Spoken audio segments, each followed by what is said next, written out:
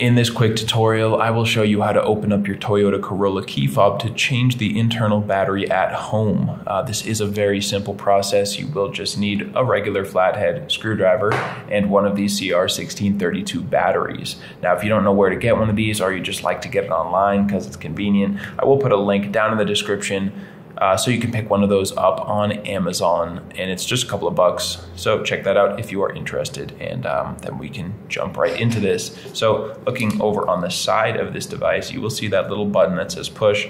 Hold that down and pull out the internal key. Set it to the side. Here we have our keyhole, and then perpendicular to it, there's a smaller little indentation in the plastic. So you see a keyhole right here. We want to push the flathead screwdriver in, hold the device loosely in our hand, and just twist the screwdriver, just like that. It will crack open this device, and now we can just set this to the side.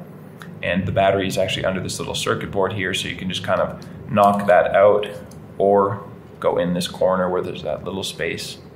And we're just going to lift the circuit board up. Now here is our battery, and using the same tool, the same flathead screwdriver, we are going to go into this little area up on the top corner, put the corner of your screwdriver in, and we're just going to pry the battery out. Doesn't take much force, just put your finger on the battery so it doesn't pop out on you, and you're just going to stick it down into that area, and a little prying motion will send it flying. So here it is. Again, this is a 1632 battery, and if you want to get one of those online, check the link in the description, and make sure this positive side, when you're putting your new battery in, is facing up. So we just click that in, positive side up, and now we can put everything back together. So on this back piece, we can see there's this little circle there. The battery goes facing down on top of that. Settle that into place, and now we can just put the other piece on there and click it all back together, and go ahead, don't forget to put your key back in there, and you are all set and good to go.